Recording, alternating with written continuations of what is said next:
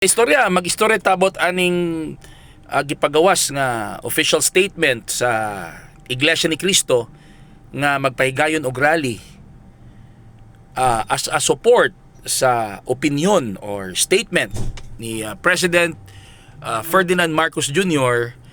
nga dili na lang ipadayon ang mga impeachment cases nga i-file batok kang Vice President Sara Duterte tungod kay mas daghan pa nga mga problema sa nasod ang dapat natong atimanon. Atong tanaw na ang video sa usa sa mga programa sa Net25 ang saganang mamamayan saying nga ang INC magpahigayog rally as a support sa opinion ni President Marcos Jr. Atong tanaw mga kastor. Ito na po. Kami po ni Nelson tumanggap po ng bilin bilang mga kaanib po sa Iglesia ni Cristo at sa atin hong mga kababayan. Dahil po dyan, mga kababayan at mga kapatid sa Iglesia, ang mga kapatid po sa Iglesia ay naghahanda, Nelson. Ulitin ko po ang mga kapatid po sa Iglesia ay naghahanda na magsagawa po ng rally.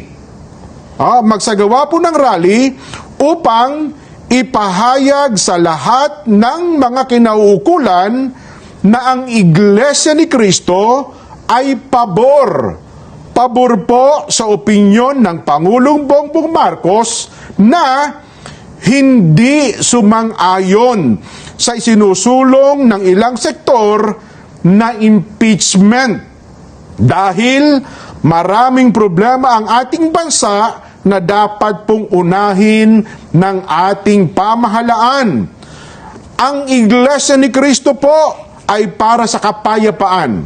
Ayaw namin, ayaw po natin sa anumang uri ng kaguluhan na manggagaling sa kanino mang panig. Ngayon pa lamang po, mga kababayan, ay nag-uorganisa na po ang mga lokal sa buong iglesia para magkaroon ng mga malalaking pagtitipon. Nelson, para ipakita po at ipahayag, ito pong binabanggit namin. Nawa mga kaistorya, kung inyo nakita ang video, walay gipanigan ng INC nga any political parties. Walay giingon ng Iglesia ni Cristo nga magrally tungod kay i-impeach si Sara. Ang giingon sa Iglesia ni Cristo magrally as a support sa statement ni President Bongbong Marcos nga dili na i-impeach, dili na ipaday ng impeachment kay mas daghan pa dapat i-prioritize ang gobyerno nga mga problema. Unsa ba nga mga problema mga kaistorya kay problema sa mga adlaw-adlaw natong pagpanginahanglanon? Una, mga mahal nga mga palaliton, utan mahal, bugas mahal, karni mahal, mahal nga gasolina, mahal nga krudo. Unsa pa? Atong mga healthcare problem nato. Mga pobreng mga Pilipino naghuot sa government hospital, sa uban dili matiman, mga matay na lang kana mga problema na nga angay unahon og sulbad sa atong nasod. Napay problema sa climate change, sunod-sunod nga mga bagyo, sunod-sunod nga mga baha, sunod-sunod nga mga kamatay sa mga tao pagkaguba sa itong mga agricultural products.